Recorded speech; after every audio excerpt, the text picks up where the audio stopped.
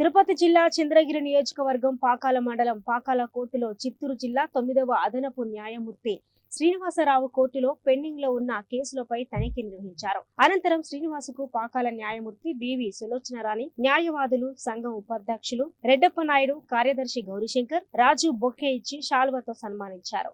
ఈ కార్యక్రమంలో గురుస్వామి నాయుడు, సుబ్రహ్మణ్యం రెడ్డి, సలీం ప్రవీణ్ తదితరులు పాల్గొన్నారు.